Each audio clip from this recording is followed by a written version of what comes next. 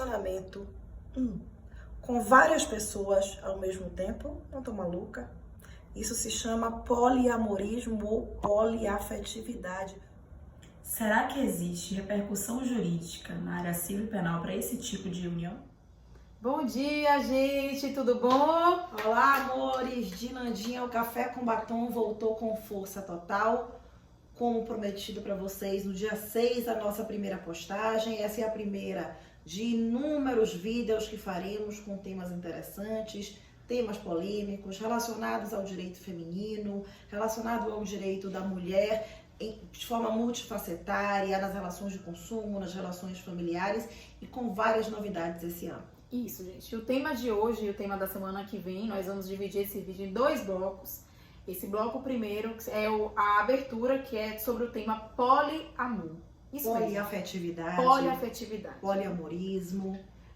O poliamorismo já é um conceito que existe há muitos anos, desde a Bíblia, né? Como estávamos discutindo antes. É o rei Davi, que derrotou-se do rei Davi, forte, poderoso, né? Figura do homem forte, derrotou o gigante Golias.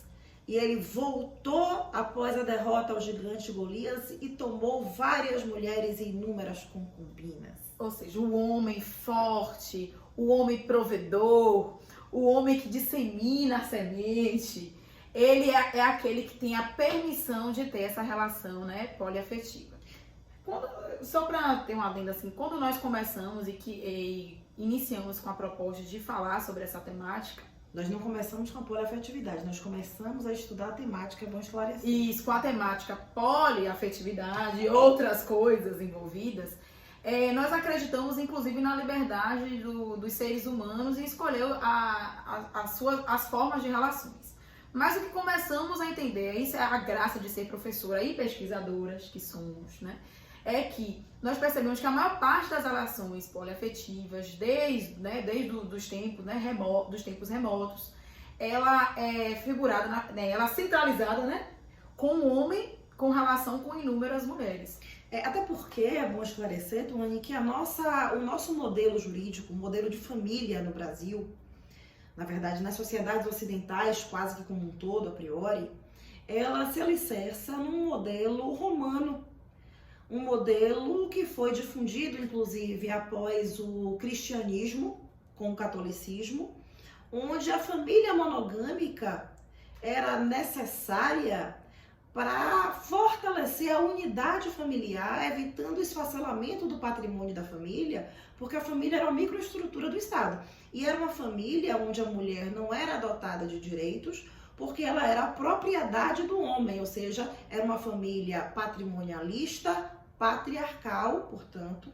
E esse modelo familiar, até hoje, é culturalmente e até pouco tempo, de forma institucionalizada, como uma verdade em nosso modelo jurídico, portanto. Então, existia até pouquíssimo tempo, falando em termos históricos, o impedimento ao divórcio.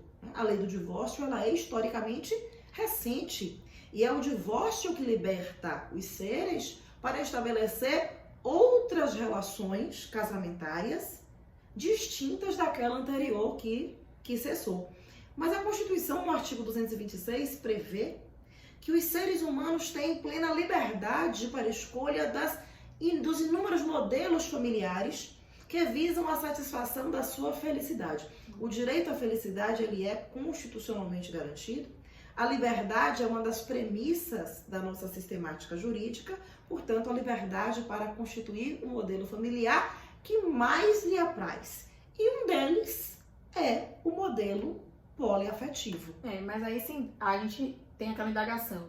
Será que a mulher, né, que aceita essa relação, ela realmente está agindo em favor da sua liberdade, ou ela está sendo oprimida, violentada moralmente, psicologicamente? Aí vem, na verdade, uma mudança do verbo. Você colocou, será que é a mulher que aceita? Então, o que é a poliafetividade? O que é o poliamorismo? É uma relação familiar, não são relações paralelas. Sim. É uma unidade familiar, uma única família, composta de 2 ou mais pessoas do mesmo sexo ou de sexos diferentes. Ou seja, 2 então, ou podem mais ser pessoas. todas mulheres, todos homens, homens e mulheres, tá? Mais mulheres que homens, não importa. Isso é a poliafetividade. Onde se presume, com base naquilo que é ideal, que todos tenham os mesmos direitos, os mesmos deveres, e essa família poliafetiva, por ser uma família como outra qualquer, vai gerar as mesmas repercussões jurídicas que qualquer outro modelo familiar. Patrimoniais, inclusive, repercussões, como repercussões sucessórias. Aí vem a grande questão. Com base naquilo que nós temos como alicerce cultural, com base na nossa realidade socioeconômica, porque nós sabemos que nossa sociedade ainda é estatisticamente machista. Patriarcal. E aí temos os inúmeros feminicídios e etc. como exemplo. Será que a mulher deseja, tô falando da mulher, Sim. tá? Mas pode ser um homem, mas vamos lá. Deseja esse tipo de relação, porque ela entende que essa relação não monogâmica, uma família não monogâmica, ela é o seu ideal de família, ou ela simplesmente aceita por uma questão multifatorial e dentre elas a violência que pode ser física, que pode ser moral, que pode ser inclusive patrimonial, uma situação de dependência econômica, né? Então, qual é a verdade que está por trás dessa estrutura familiar? Ela é desejada ou ela é aceita? É uma grande questão. É uma grande questão, porque quando nós iniciamos não vamos falar sobre isso. Eu não tinha essa visão, mas quando começamos a estudar com inúmeros textos, né, fazendo pesquisa, nós começamos a perceber que, inclusive, a estrutura poliamorosa, né, a família poliafetiva no Brasil, é diferente de outros países. Exatamente. Aqui a estrutura, a família poliafetiva, ela é constituída de um homem, que é central. Claro que existem exceções que nós vamos trazer, né? Aguardem nos próximos blocos. Teremos entrevistas, mas em geral é um homem centralizador com inúmeras mulheres, de 2 a mais mulheres. Inclusive em outros países, se a gente for pesquisar de forma comparada, eu tô aqui com uma pesquinha, pessoal, né?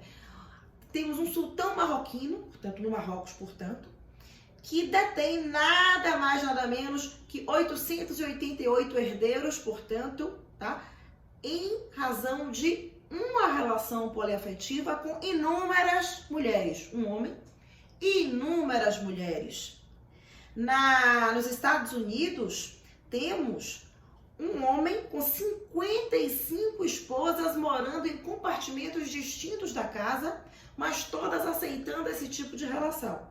Muitas famílias dessa natureza, elas são sedimentadas na África também, onde as mulheres vivem em condições subhumanas, de dependência econômica, completamente dependentes, portanto, do homem e sem poder opinar acerca dos seus direitos, portanto, não há liberdade. Então, o paradigma da dignidade da pessoa humana e do exercício da liberdade para a escolha desse modelo familiar não é percebido em termos quantitativos em outros países. E no Brasil, nós percebemos que o reconhecimento das relações poliafetivas recentes vem de escolha. Pessoas que escolhem estabelecer esse modelo de relação. Sim. E aí é importante distinguir a relação aberta da relação poliafetiva, é diferente. A relação aberta é aquela em que, sob o ponto de vista sexual, as pessoas não se sentem traídas por terem outros parceiros. Não é disso que estamos falando. Estamos falando de uma unidade familiar com papéis definidos entre os inúmeros sujeitos que gera uma repercussão jurídica, pessoal e patrimonial.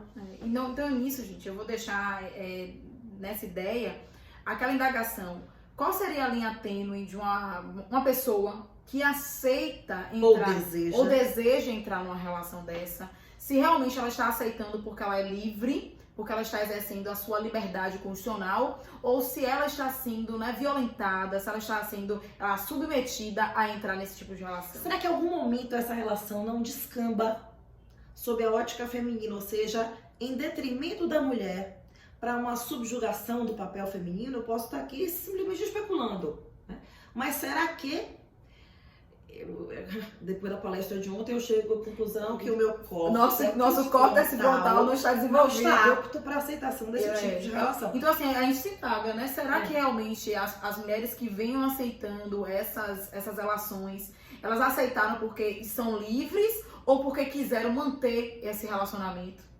E é um aspecto psíquico, acho que a psiquiatria, a psicologia tem muito a explicar sobre a formação desse modelo de relação, que afirmo, em conclusão, que é juridicamente aceito a poliafetividade, o modelo da família baseada na poliafetividade, ele é constitucionalmente aceito, gera repercussões jurídicas e já há escrituras de união estável poliafetiva. Então, já há uniões estáveis poliafetivas reconhecidas no Brasil. Então, não é um modelo ilícito de família, nem um submodelo. É um modelo como outro qualquer, como uma união monogâmica homo- ou heteroafetiva. Mas como nós discutimos em parte civil e penal, a gente faz.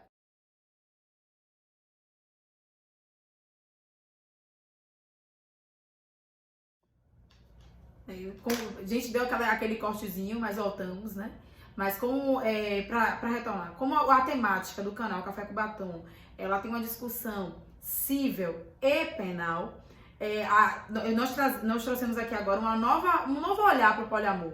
Não aquele olhar que em relação à liberdade, constitucionalidade, eu tenho direito à liberdade, eu posso amar quantas pessoas eu quiser. Na verdade, o nosso questionamento é, será que essa relação, quais são os efeitos jurídicos cíveis, sucessórios em relação a essa relação? E quais são os efeitos penais? Será que existe uma relação de violência? Será que a pessoa está tem liberdade ao escolher essa relação? Ela está sendo submetida a essa relação?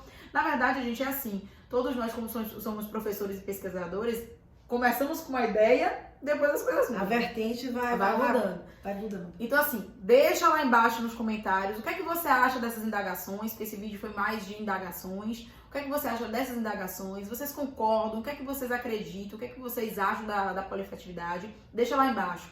Nós não falamos no começo, mas estamos, assim, estamos assim, sendo doutrinadas pelo YouTube. Ó, curtam, compartilhem e se inscrevam no canal. A gente tem que falar isso sempre, Fernanda. Curta, compartilhe e se inscreva no canal. Então é isso. Semana que vem vimos mais com entrevistas e mais nuances da abordagem da poliafetividade. É isso. Beijo!